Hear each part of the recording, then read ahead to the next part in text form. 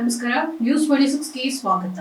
ಸೇಡಂ ತಾಲೂಕಿನ ಕೂಡ್ಲ ಬೆನಕನಹಳ್ಳಿಯಲ್ಲಿ ಬರುವ ಶ್ರೀ ಸಿಮೆಂಟ್ ಕಂಪನಿಯಿಂದ ಬರುವ ಧೂಳಿನಿಂದ ರೈತರಿಗೆ ಬಹಳಷ್ಟು ನಷ್ಟವಾಗ್ತಿದೆ. ರೈತರ ಗೋಳು ಇಲ್ಲಿ ಯಾರೂ ಕೇಳೋರಿಲ್ಲ. ಸೇಡಂ ತಾಲೂಕಿನಲ್ಲಿ ಯಾರೊಬ್ಬ ಅಧಿಕಾರಿಗಳು ಕೂಡ ಈ ಕಡೆ ತಲೆ ಹಾಕಿ ಕೂಡ ಮಲಗ್ತಾ ಇಲ್ಲ. ರೈತರ ಗೋಳು ಹಾಗಾದ್ರೆ ಕೇಳೋರು ಯಾರು? ರಾಜಕಾರಣಿಯಾಗಲಿ ಅಧಿಕಾರಿಗಳಾಗಲಿ ಯಾರೊಬ್ಬರು ಈ ಕಡೆ ತಲೆ ಹಾಕ್ತಾ ಇಲ್ಲ. ತೊಗರಿ, ಜೋಳ, ಕಡಲೆ, ಕುಸುಬು ಬೆಳೆಯ ಮೇಲೆ ಬಹಳಷ್ಟು ಡಸ್ಟಿನಿಂದ ಹೊಲಗಳು ತಮ್ಮ ಫಲವತ್ತತೆಯನ್ನ ಕಳ್ಕೊಳ್ತಾ ಇದೆ.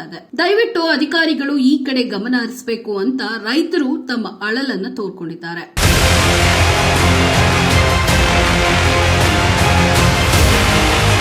ನಮ್ಮ ಕರ್ನಾಟಕ ಸೇನೆಯ ಸೇಡಂ ತಾಲೂಕು ಅಧ್ಯಕ್ಷರಾದ ಮೌನೇಶ್ ಬೆನಕನಹಳ್ಳಿ ಅವರು ಈ ಮೂಲಕ ರೈತರಿಗೆ ನ್ಯಾಯ ಕೊಡಿಸಬೇಕಾಗಿ ಮನವಿಯನ್ನ ಮಾಡಿಕೊಳ್ತಿದ್ದಾರೆ. ನರಸಪ್ಪ ಪೂಜಾರಿ ರೈತ ಘಟಕದ ತಾಲೂಕು ಅಧ್ಯಕ್ಷರು, ಸೇಡಂ ನಾಗು ಬೆನಕನಹಳ್ಳಿ ವಿದ್ಯಾರ್ಥಿ ಘಟಕದ ತಾಲೂಕು ಅಧ್ಯಕ್ಷರು, ಬಸ್ ಬೆಂಡರ್ ಬೆನಕನಹಳ್ಳಿ ಗ್ರಾಮ ಘಟಕ ಅಧ್ಯಕ್ಷರು, ರೈತ ಘಟಕ ಅಧ್ಯಕ್ಷರು ಮಲ್ಲಿಕಾರ್ಜುನ್ ನಿರಂಜಿ, ಚಂದ್ರು ಮಡಿವಾಳ, ರೈತ ಘಟಕ ಅಧ್ಯಕ್ಷರು ಬೆನಕನಹಳ್ಳಿ ಮೌನೇಶ್ ಪೂಜಾರಿ, ರೈತ ಘಟಕದ ಉಪಾಧ್ಯಕ್ಷರು ಬೆನಕನಹಳ್ಳಿ ರಮೇಶ ನಾಯ್ಕೋಡಿ, ಪ್ರಧಾನ ಕಾರ್ಯದರ್ಶಿ ಅರುಣ್ ತಳವಾರ್ ಮಲ್ಕಪ್ಪ, ಮುಡಬೋಳ ನಮ್ಮ ಕರ್ನಾಟಕ ಸೇನೆಯ ಮುಖಂಡರು ಇವರುಗಳಿಂದ ರೈತರಿಗೆ ಆದಷ್ಟು ಬೇಗ ನ್ಯಾಯ ಕೊಡಿಸಬೇಕಾಗಿ ಈ ಮೂಲಕ ತಮ್ಮಲ್ಲಿ ಕನಕಳೆಯ ಮನವಿಯನ್ನ ಮಾಡಿಕೊಳ್ತಿದ್ದಾರೆ. ವರದಿ ಜರಣಪ್ಪ ಬಿ ತಳವಾರ್, ನ್ಯೂಸ್ 26 ಕನ್ನಡ, ಸೇಡಂ.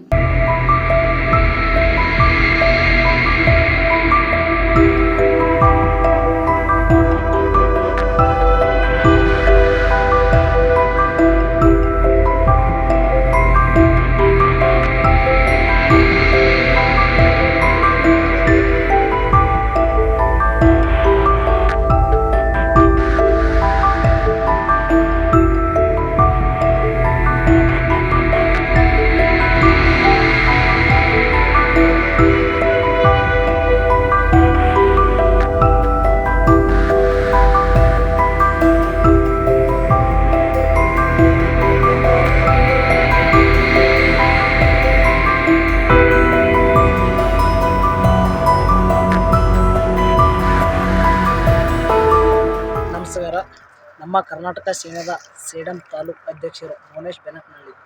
ಇವತ್ತು ಯಾಕಪ್ಪ ಅಂದರೆ ಇಲ್ಲಿ ಬಂದು ಮಾತನಾಡಲಿಕ್ಕೆ ಕಾರಣ ಏನಪ್ಪ ಅಂದರೆ, ಸುಮಾರು ವರ್ಷಗಳಿಂದ ಬೆನಕನಹಳ್ಳಿ ಗ್ರಾಮ ಹದಗೆಟ್ಟು ಹೊಲಗಳನ್ನು ಹದಗೆಟ್ಟು ಹೋಗಿದೆ. ಸಿರಿ ಸಿಮೆಂಟ್ ಫ್ಯಾಕ್ಟ್ರಿ ವತಿಯಿಂದ ಅಲ್ಲಿ ನೋಡಿ ಯಾವ ಥರ ಬೆಸ್ಟ್ ಬಿಡ್ತಿದ್ದಾರೆ. ಯಾಕಪ್ಪ ಅಂದರೆ ಇಲ್ಲಿ ಕೇಳೋರಿಲ್ಲ ಹೇಳೋರಿಲ್ಲ. ಸಂಬಂಧಪಟ್ಟ ನಾಯಕರಿಗೆ ತಿಳಿಸಿದ್ರು, ಗಮನಕ್ಕೆ ತಂದಿದ್ರು, ಇದು ಕೆಲಸ ಮಾಡಿಕೊಡ್ಲಾಗಿದ್ದಾರೆ. ಯಾಕಪ್ಪ ಅಂದರೆ ಅವ್ರು ಹೊಟ್ಟೆ ತುಂಬ್ರಿ ಸಾಕನ್ನೋ ಅಂಥ ಪರಿಸ್ಥಿತಿ ಇದೆ. ಇಲ್ಲಿ ಬಡವರು ಯಾರಾದರೂ ಸತ್ರು ಕೇಳೋರಿಲ್ಲ, ಇದ್ರೂ ಕೇಳೋರಿಲ್ಲ. ಯಾಕಪ್ಪ ಅಂದರೆ ನಾವು ಇವತ್ತು ಇಲ್ಲಿ ಬಂದು ಇಲ್ಲಿ ಮಾತನಾಡೋಕ್ಕೆ ಕಾರಣ ಏನಪ್ಪ ಅಂದರೆ, ಸುಮಾರು ವರ್ಷಗಳಿಂದ ನೋಡ್ತಾ ಬರ್ತಿದ್ದೀನಿ ನಾನು. ಹೊಲಗಳು 10 ಚೀಲ ಆಗವು, 1 ಚೀಲನೂ ಆಗುತ್ತಾ ಇಲ್ಲ. ಇವತ್ತು ನಾವು ನ್ಯಾಯ ಕೇಳೋಕ್ಕಾದ್ರೆ ಸಂಬಂಧಪಟ್ಟ ನಾಯಕರು, ಸಂಬಂಧಪಟ್ಟ ಅಧಿಕಾರಿಗಳು ಏನು ಹೇಳ್ತಿದಾರಪ್ಪ ಅಂದರೆ, ದೆಷ್ಟು ಇಲ್ಲಿ ಬಿಡೋದಿಲ್ಲ ಅಂತ ಹೇಳ್ತಿದ್ದಾರೆ. ರೈತರ ಪರವಾಗಿ ಎಂದೂ ಇಲ್ಲ. ಇವರು ಸರ್ಕಾರ ಆಗಿರ್ಬೋದು, ಒಂದು ರಾಜಕೀಯ ಆಗಿರ್ಬೋದು, ಒಂದು ಸಂಬಂಧಪಟ್ಟ ನಾಯಕರಾಗಿರ್ಬೋದು, ಬರೀ ಸಿರಿ ಸಿಮೆಂಟ್ ಫ್ಯಾಕ್ಟ್ರಿ ಅವ್ರ ಪರವಾಗಿ ಇದ್ದಾರೆ. ಈ ಸಲ ನ್ಯಾಯ ಕೇಳ್ತಾನೆ ಬರ್ತಿದ್ದೀವಿ.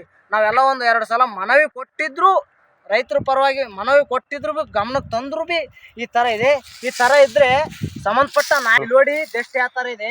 ಈ ಥರ ಇದ್ರೆ ನಮ್ಮ ಹೆಂಡ್ರು ಮಕ್ಕಳು ಹೆಂಗೆ ಬದುಕಬೇಕು ಇಲ್ಲಿ ಬೆನಕನಹಳ್ಳಿ ಗ್ರಾಮದಲ್ಲಿ ಗೊತ್ತಾಗಲೇ ಇದೆ. ನಾನು ಸುಳ್ಳು ಆಡಿದ್ರೆ ಇಲ್ಲಿ ನೋಡಿ ಜನರೇ, ಯಾಕಪ್ಪ ಅಂದ್ರೆ ನನ್ನ ಮನೆಗೋಸ್ಕರ ಕೇಳ್ತಾ ಇಲ್ಲ. ಇವತ್ತು ರೈತರ ಪರವಾಗಿ ಕೇಳ್ತಿದ್ದೀನಿ.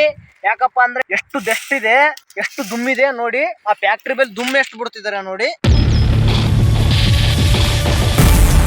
ಇಲ್ಲಿ ಎಷ್ಟು ದುಮ್ಮಿದೆ, ಎಷ್ಟು ದೆಷ್ಟಿದೆ ನೋಡಿ. ಯಾಕಪ್ಪ ಅಂದರೆ ಮುಂದೆ ಬರೋ ದಿನಗಳಲ್ಲಿ ಬದುಕೋದು ಭಾಳ ಕಷ್ಟ ಇದೆ ಬಡವರು. ಯಾಕಪ್ಪ ಅಂದ್ರೆ ಸಂಬಂಧಪಟ್ಟ ನಾಯಕರ ಗಮನಕ್ಕೆ ತಂದ್ರು ಏನು ಮಾಡ್ತಿಲ್ಲ, ಸಂಬಂಧಪಟ್ಟ ಶಾಸಕರು ಏನು ಮಾಡ್ತಿಲ್ಲ.